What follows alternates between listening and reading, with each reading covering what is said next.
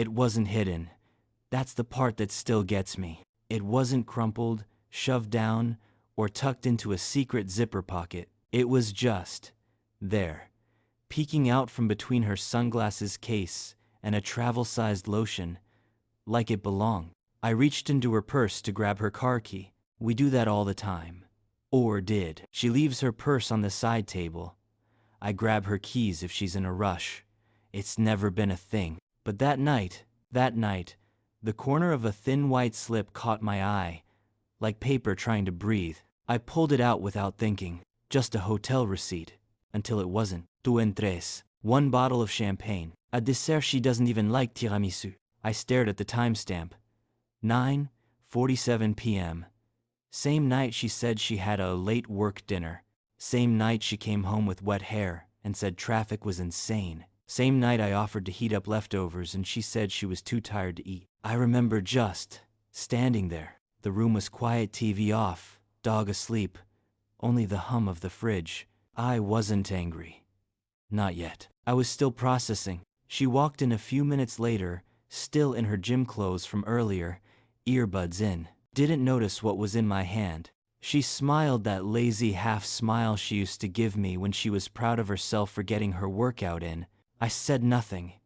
Just slid the receipt back in, careful not to wrinkle it. Handed her the keys like nothing happened, and sat down on the couch, heart pounding like I'd just run 10 flights of stairs. She sat beside me, legs tucked under her, put on some show I wasn't watching, talked about some podcast she'd listened to on the way back, and I just nodded, staring straight ahead, listening to every word, every breath, because now everything had a different weight. Her voice?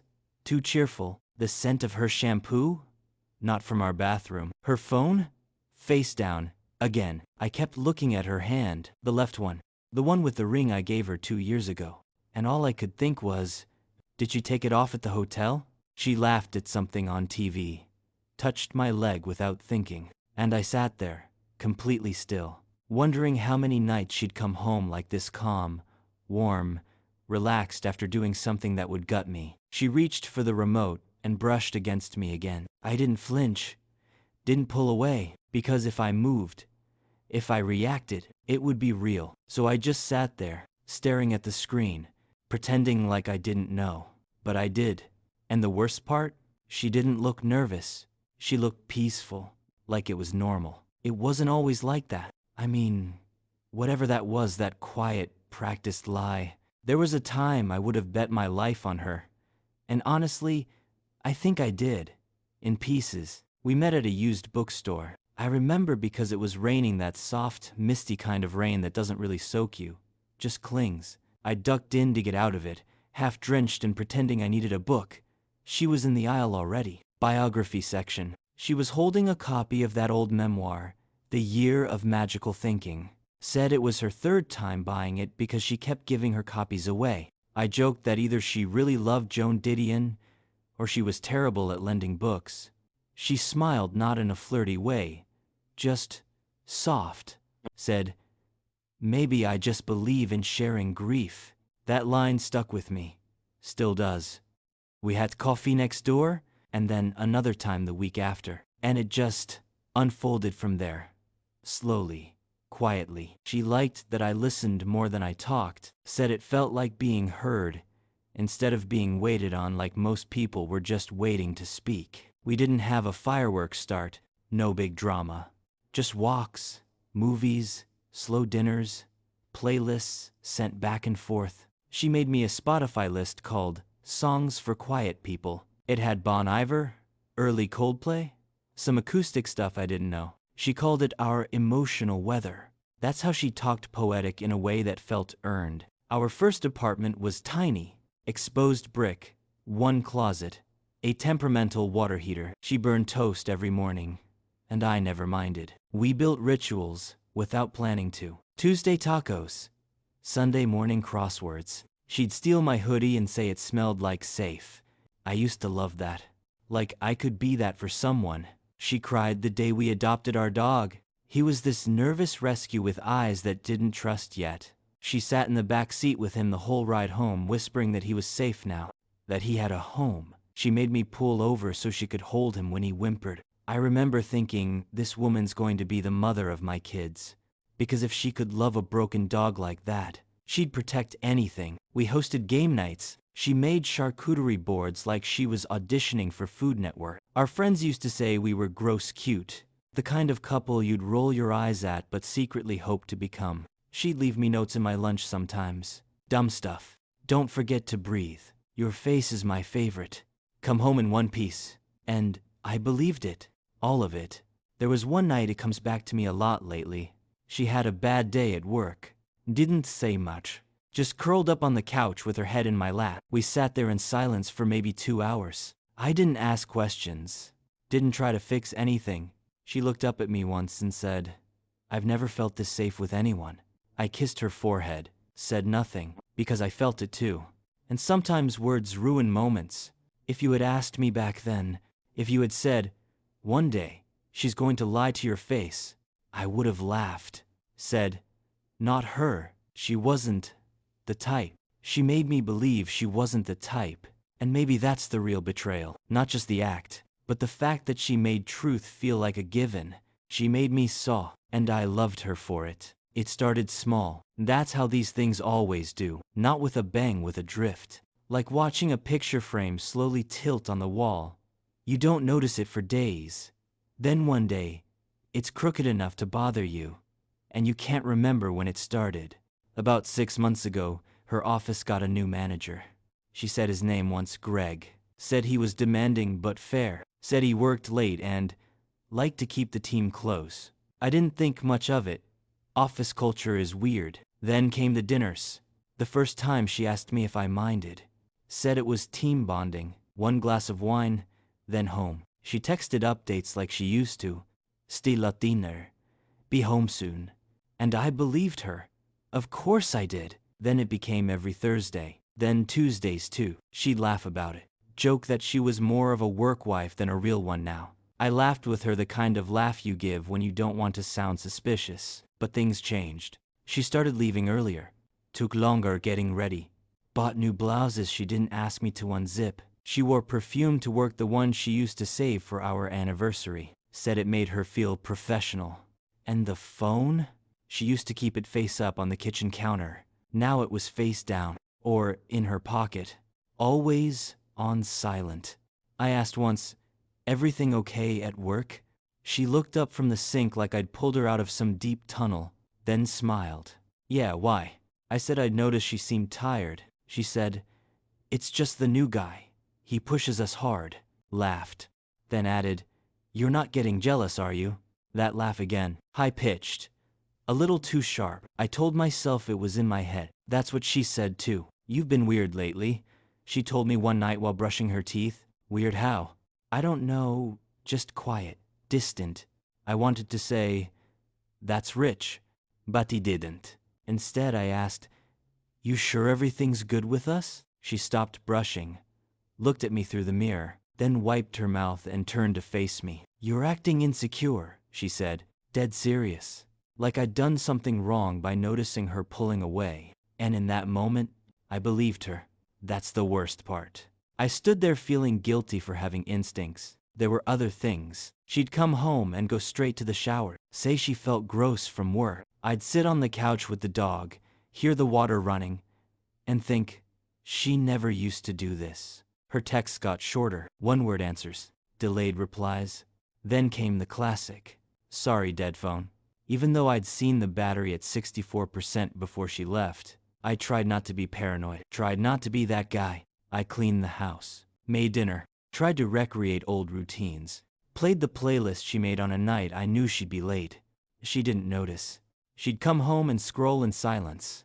Smile at something on her screen. Say, just a meme from work. And I'd not. Pretending like I wasn't memorizing the smile she used to give me. One night, she came home with that same smile. Dropped her purse, kicked off her shoes, flopped on the couch, like everything was fine. But I could smell something. Not sweat, not perfume. Cologne. Not mine. I asked, did you hug someone goodbye tonight? She looked up, half laughing. What? I smell something. A man's cologne. She paused, just long enough, then shrugged. Oh yeah, Greg's wearing some new scent. Everyone in the office was joking about it. She went back to her phone. Like that explained everything. That night, I lay in bed staring at the ceiling while she snored beside me, and something cracked. Not loud, not final, just the first break in the dam. I still reached for her in my sleep, still cooked for her, still listened to her stories. But somewhere deep down, I started writing a version of this in my head. Because when she said, "You're just being paranoid," she didn't say it to comfort me. She said it to shut me up, and I did. For a while, it was just supposed to be another Tuesday. She came home late again. Said the team grabbed dinner after work that Greg insisted. She rolled her eyes like she was over it. Told me she hated the place. Said the salmon was dry. I asked her how the drive was. She said traffic was a mess, but Greg had offered to walk her to her car, just being polite. I nodded. Didn't ask more. Didn't need to. She said she was jumping in the shower. Asked if I could take the dog out for a quick walk. I said yeah. She dropped her purse by the door like always. The dog came over, tail wagging, leash in his mouth like he was part of the plan. But her keys weren't on the hook. I opened her purse again, not snooping. I wasn't. I've grabbed her keys 1,000 times before. It never meant anything. Except this time, there it was, a folded white receipt, sticking out like it wanted to be found. I pulled it gently. It wasn't stuffed or crumpled. No panic folds, no ripped corners. It was too neat, like she didn't even think to hide it. And maybe that's what hurt most. She didn't even think to hide it. The header said, "The Pine Tree Hotel," not a restaurant, not a bar, a hotel. I stared at the date. Yesterday. Dimestamped govun fortisedem PM. Same time she told me she was stuck in traffic. Same night she walked in, kicked her shoes off, and told me the waiter forgot her order. Same damn night I offered to reheat the lasagna, and she said she was too tired to eat. The line items: 2 entrees, a dessert, and champagne. Champagne. Who the hell orders champagne at a work dinner? My hand shook a little, not in anger, just in recognition. Like my body had been waiting to see something like this, and now that it had, it didn't know how to stand still. I took a picture of it, opened a private album in my phone, buried it under folders labeled taxes and bills, somewhere she'd never think to look. I put the receipt back, exactly how it was. Same fold, same angle. Careful, too careful. Then I clipped the leash on the dog and waited. Waited for her to come out of the bathroom so I could watch her lie to me again. I didn't plan to say anything. Just observe. See what I missed the first time. She walked out in a towel, damp hair dripping, cheeks flushed, smelled like eucalyptus and mint, not our body wash. New bottle, probably. Said she was starving now. Joked that maybe she would eat that leftover lasagna. Laughed and said the dog had been moody lately. I looked at her. Really looked, and realized how well practiced she was.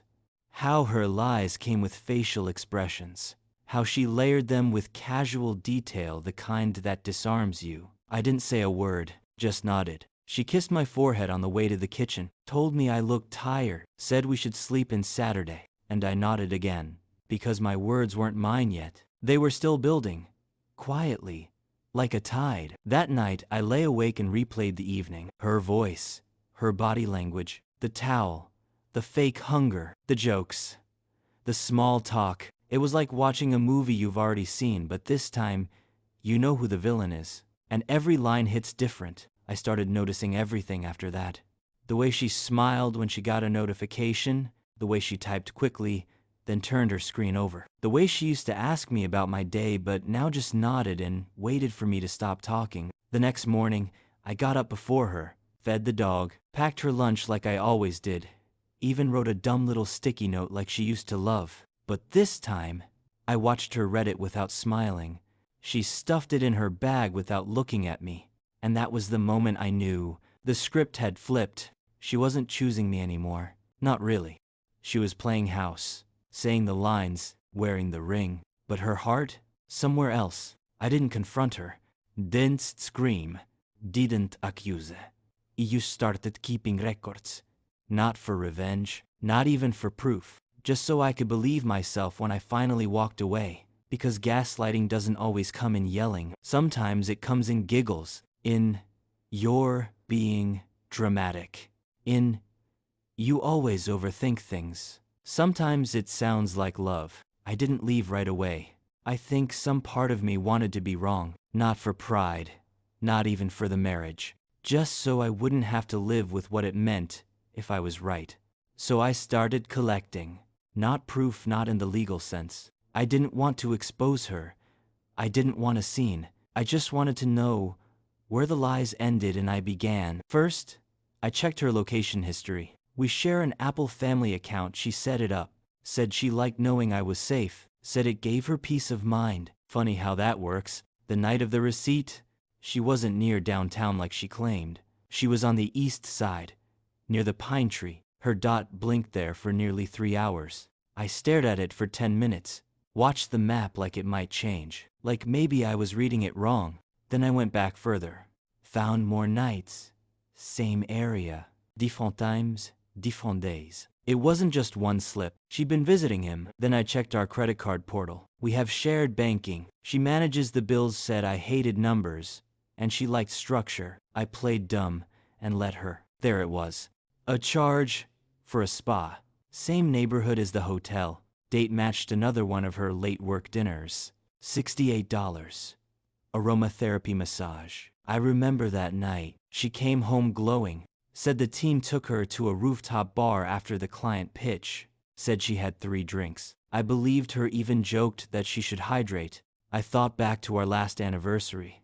She said she couldn't get time off. Said her manager was too strict. Now I wondered if she was with him or just alone. Either way, it wasn't with me. I started replaying old conversations like surveillance footage. Things she said, moments I brushed off. Like that weekend I had the flu. She'd gone out for groceries and came back 3 hours later with 1 bag of soup and some cough drops. I remember thinking it was weird.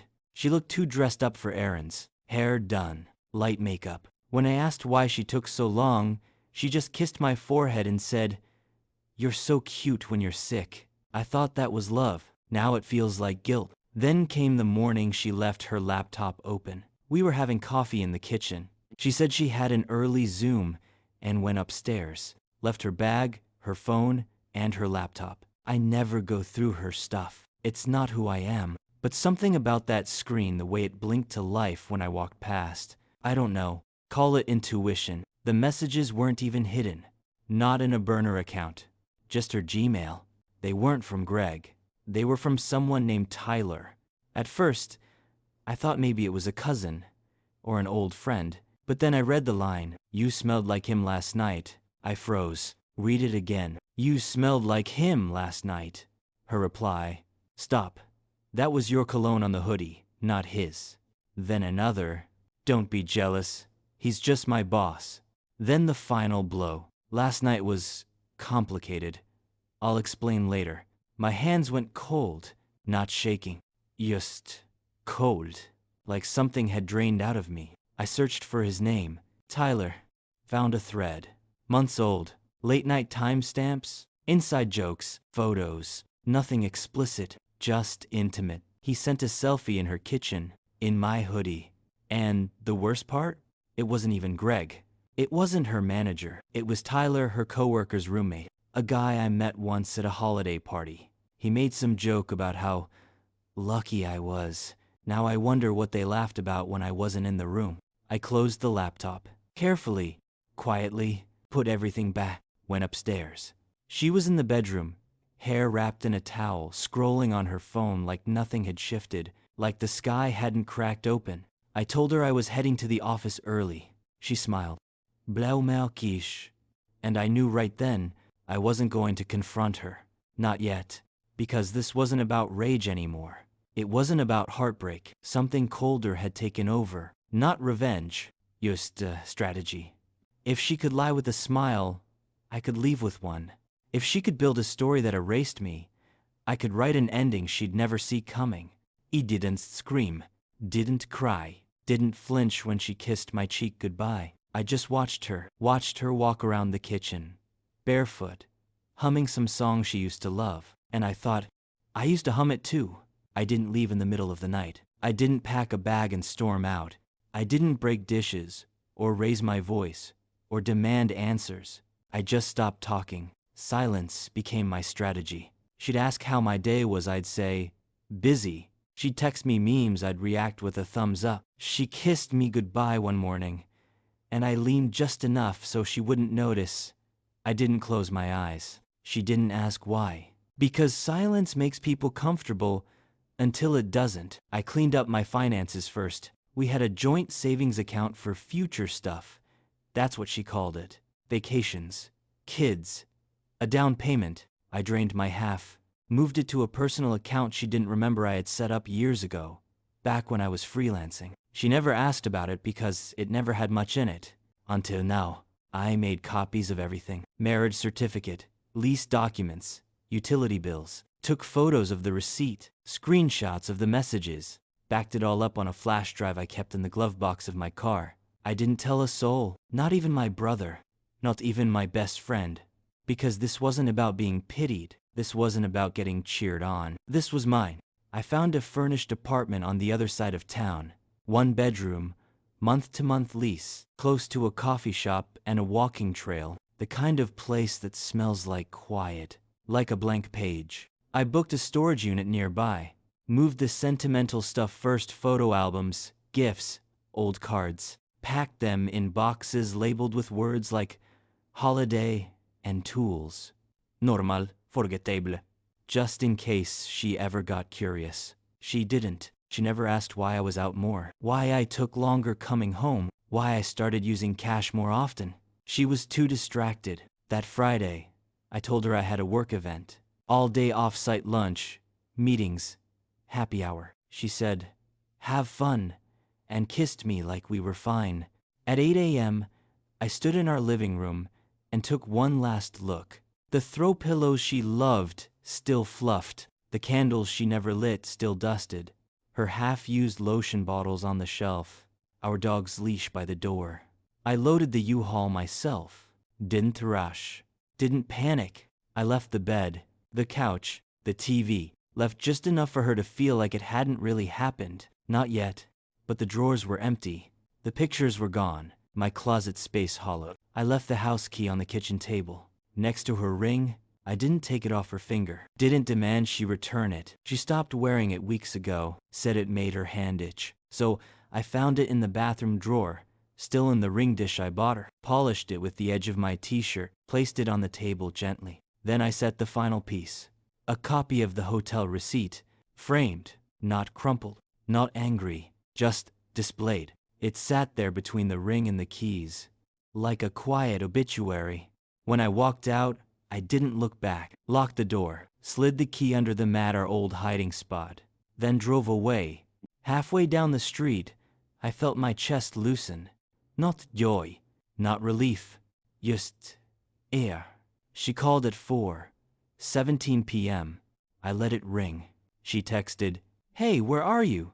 Thought you were working late. Did you forget something?" I didn't answer. At 6:09 p.m. the calls started, back to back, 10 of them in the span of an hour. Then silence. At 8:42 p.m. she sent a photo. The kitchen table, the frame, the ring.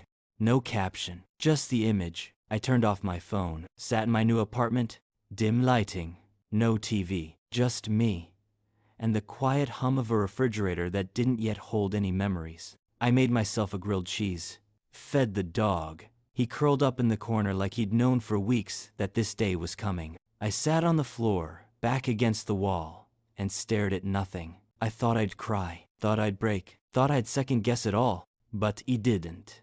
Because it was never about revenge.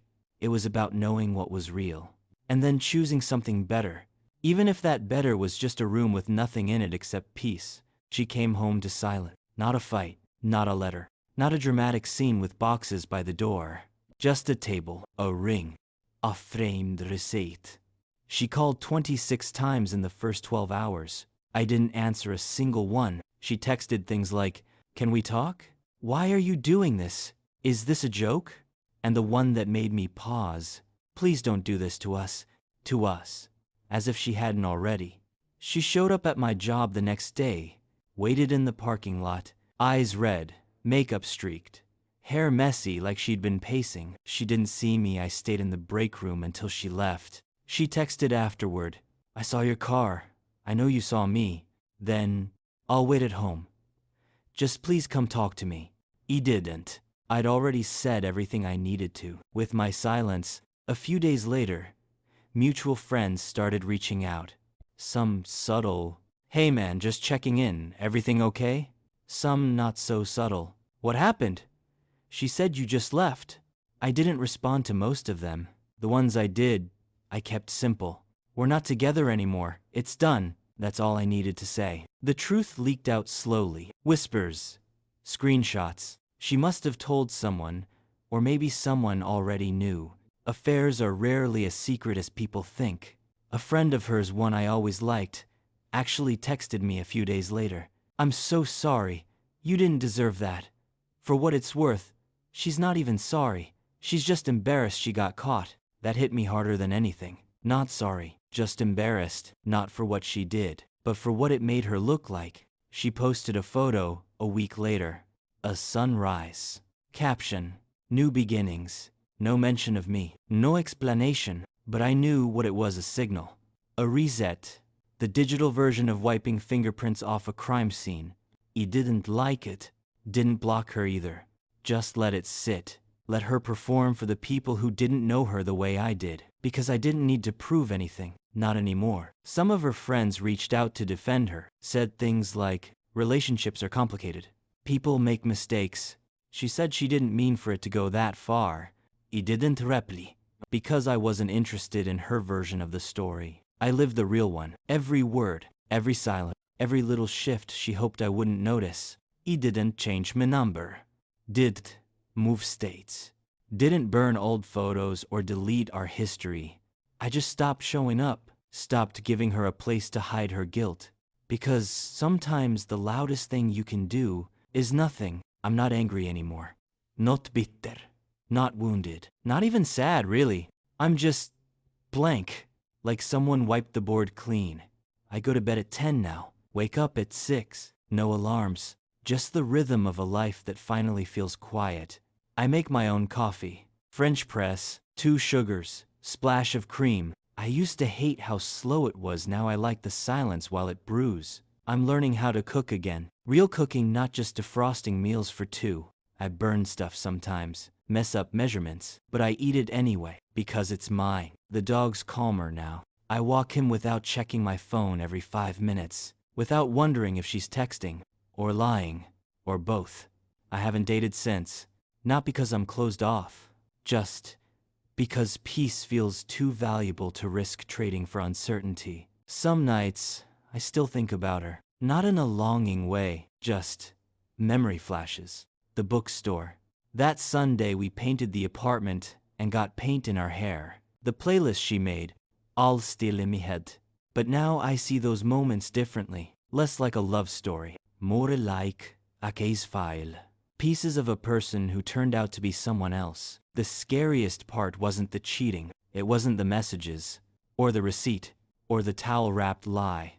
It was realizing she would have kept going. She would have smiled, kissed me, said, "I love you," and kept lying. There was no rock bottom for her. Just the edge she didn't think I'd ever find. But I did. Because I reached into her purse for a key. That's all it took. A simple reach. An accidental glimpse. And the illusion broke. I used to think closure was a conversation. Something clean. Something final. But it's not. It's not an apology. Not a confession. Not even a fight. It's absence. It's waking up alone and feeling lighter. It's silence where noise used to live. It's not needing answers because the questions no longer matter. That's closure. This is Cheating Confessions. If you've ever been betrayed by the one you trusted most, hit subscribe. You're not alone.